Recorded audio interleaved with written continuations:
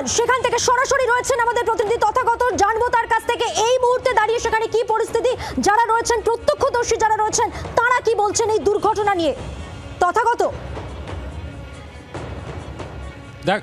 দেখো একদমই আমি তোমাকে সেই জায়গাটা দেখানোর চেষ্টা করব এবং সবার আগে যেটা দেখাতে চাই যে দুর্ঘটনাগ্রস্ত গাড়ি এবং এই গাড়িতেই কিন্তু ভোলা ঘোষ তার ছোট ছেলে এবং গাড়ির চালক ছিলেন এবং সেই গাড়ির অবস্থা দেখলেই তুমি বুঝতে পারবে যে গাড়িটা কতটা ভয়ঙ্করভাবে ধাক্কা খেয়েছে এবং ধাক্কা খাওয়ার পর যে মূল রাস্তা সেখান থেকে কিন্তু বেশ খানিকটা দূরে যে রাস্তার পাশে যে নয়াঞ্জলি সেখানে গিয়ে কিন্তু পড়েছে এবং গাড়ির যে বাঁ দিক সেখানটা কিন্তু পুরোটাই দুমড়ে মুচড়ে গিয়েছে এবং এই ঘটনার যারা ছিলেন গাড়ির মধ্যে তারা কিন্তু প্রত্যেকেই আহত অবস্থায়, আশঙ্কাজনক অবস্থায়, তাদেরকে এখান থেকে হাসপাতালে নিয়ে যাওয়া হয় এবং যেটা জানা গিয়েছে যে ভোলা ঘোষ যিনি অন্যতম যে সিবিআই যে তদন্ত করছে সেই তদন্তের যিনি অন্যতম সাক্ষী ছিলেন তার আজকে বসিরহাটে যাওয়ার কথা ছিল। বসিরহাটে শেখ শাহজাহানের করা একটি মামলায় তিনি সাক্ষী দেওয়ার জন্য তিনি যাচ্ছিলেন, যেখানে 20 লক্ষ টাকার একটা যে চেক সংক্রান্ত যে মামলা, সেই মামলার সাক্ষীর জন্যই তিনি যাচ্ছিলেন এবং সেই যাবার পথেই তিনি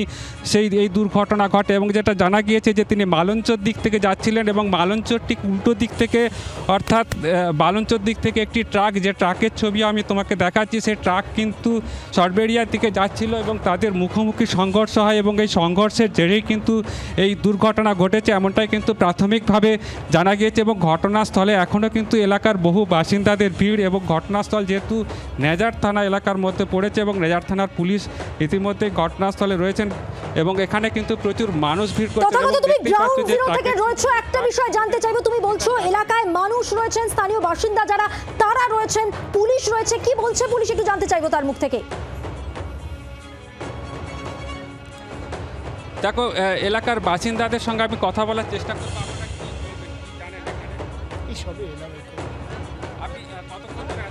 এই জাস্ট আসলাম আমি। দেখো অনেকের সঙ্গে কথা বলার চেষ্টা করছি, দাদা আমি এখন সব এলাম, জানি না। যেহেতু খুব সকালের দিকে ঘটনা ঘটেছে, প্রায় 8টা সাড়ে 8টার পরের ঘটনায় এই মুহূর্তে যারা এখানে রয়েছেন তারা যেটা জানাচ্ছেন যে তারা এইবার তো সবে এসেছেন, তো তারা ঘটনার কথা শুনে এসেছেন, কিন্তু এই ঘটনার যে ভয়াবহতা অর্থাৎ যে দুর্ঘটনা ঘটেছে সেটা মুখোমুখি সংঘর্ষের কারণে ঘটেছে এবং এই ঘটনার ইতিমধ্যেই তদন্ত শুরু করেছে পুলিশ। কীভাবে ঘটনা ঘটলো সেই ঘটনা খতিয়ে দেখার চেষ্টা করা হচ্ছে এমনটাই কিন্তু পুলিশ সূত্রে জানা গিয়েছে।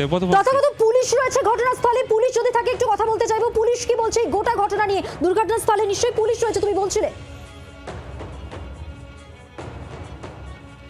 দেখো পুলিশের উচ্চপদস্থ আধিকারিকরা এই মুহূর্তে নেই, তবে বেশ কিছু যাতে নতুন করে এখানে যানজট তৈরি না হয় এবং যেহেতু এই দুর্ঘটনার পর প্রচুর মানুষ এখানে ভিড় জমিয়েছেন সেই কারণে যাতে ট্রাফিক চলাচল যাতে সচল থাকে এবং গাড়ি যাতে যাতায়াত করতে পারে, যেহেতু বাসন্তী হাইওয়ে প্রচুর গাড়ি এখান থেকে যাতায়াত করছে এবং সেই কারণে কিন্তু যে রাস্তা যাতে সচল থাকে সেই কারণে কিছু পুলিশ মোতায়েন করা হয়েছে এবং তারা আপাতত নতুন করে যাতে বিশৃঙ্খলা বা অন্য ধরনের কোনো দুর্ঘটনা যাতে না ঘটে সেই কারণে কিন্তু এখানে এই পুলিশ মোতায়েন করা হয়েছে। তথাগত সঙ্গে থাকো, গ্রাউন্ড জিরো থেকে আমাদের প্রতিনিধি তথাগত চক্রবর্তী যে ছবি তুলে ধরছেন এই গোটা এলাকাটা দুর্ঘটনাস্থল ঠিক এখানেই সন্দেশখালী নেজারেটের বয়ানমারিতে যে দুর্ঘটনা ঘটেছে এটাকে নিছকই দুর্ঘটনা বলা সম্ভব নয় এখন আর, তার কারণ যত সময় এগোচ্ছে তদন্ত যত এগোচ্ছে তদন্তের গতি প্রকৃতি একটা বিষয় বলে দিচ্ছে, একটা প্রশ্নই তুলছে, জেলে বসেই তাহলে কি শাহজাহান পরিকল্পনা করেছে খুনের?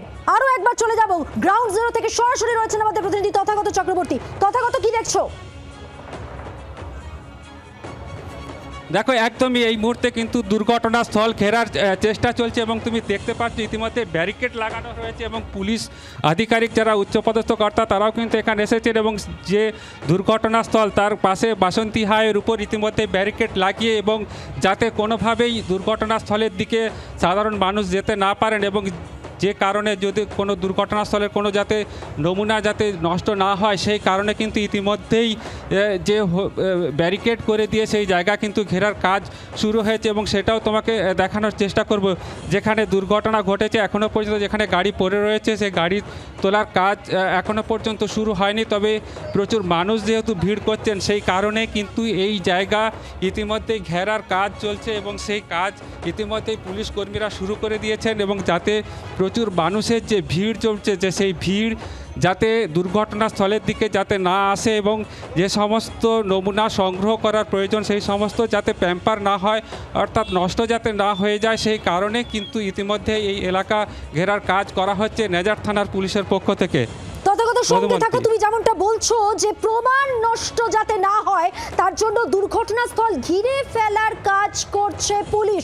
এবং সেই সঙ্গে উল্লেখযোগ্য বিষয়, আমরা যে লরিটি দেখতে পাচ্ছি 16 চাকার যে লরি, এই বিশাল লরি সজোরে এসে ধাক্কা মারে ওই গাড়িটিকে এবং যেখান থেকে অনুমান করা হচ্ছে আদালতের দিকে যাচ্ছিল। একেবারে গুরুত্বপূর্ণ একটা মামলার একটা শুনানির জন্য যখন ভোলা ঘোষরা যাচ্ছিলেন তখন এই দুর্ঘটনা কিভাবে ঘটতে পারলো, আর দুর্ঘটনার অভিঘাতে ঘটনাস্থলেই দুজনের মৃত্যু হলো, সাক্ষী জখম হলেন, সব মিলে এই জায়গা থেকেই ষড়যন্ত্রের একটা প্রশ্ন চিহ্ন উঠে যাচ্ছে। অবশ্যই তদন্ত যত এগোবে তত কিন্তু স্পষ্ট হবে গোটা বিষয়টা তথাগত।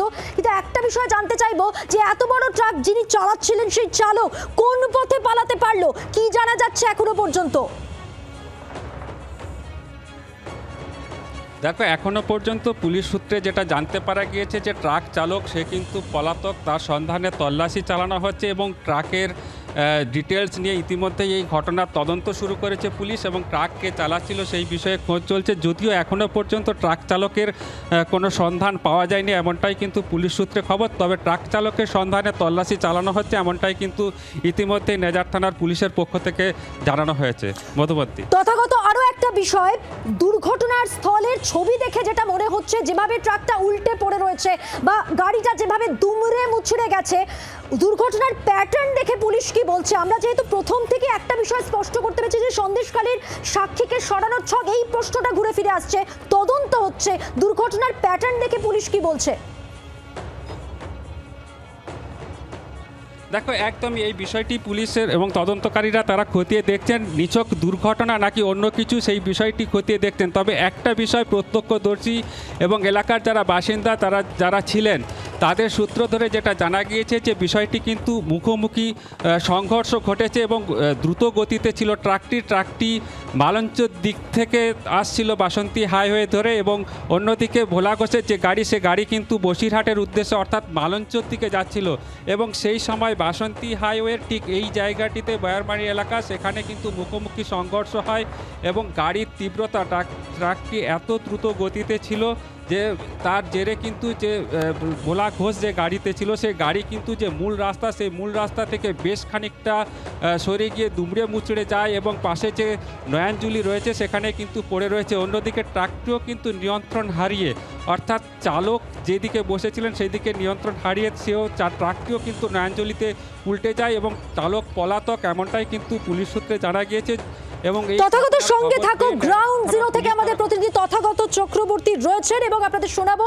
পরিকল্পনা করে খুন, বিস্ফোরক দাবি করেছেন আহত ভোলা ঘোষের বড় ছেলে, কি বলছেন শুনুন।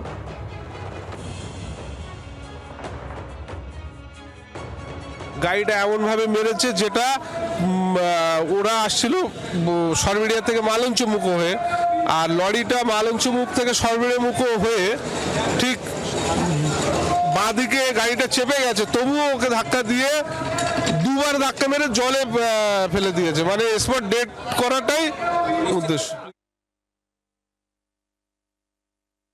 কি মনে করছেন এই ঘটনার নেপথ্যে কি রয়েছে? ষড়যন্ত্রটা কি দুর্ঘটনা? খুন, ষড়যন্ত্র দুর্ঘটনা কিছু খুন করেছে। সিবিআইকে জানাবেন? শাহজাহান শেখের ইন্ধনের সবিতা মুসলিম শেখ ওদের ছেলেপুলে দিয়ে খুন করেছে, আর কেউ কিচ্ছু না। সিবিআইকে কি আপনারা জানাবেন গোটা বিষয়টা নিয়ে যে আপনাদের আশঙ্কা রয়েছে? আমরা সবাইকেই জানাবো। বাংলার আওয়াজ, বাঙালির আবেগ, জি 24 ঘন্টা।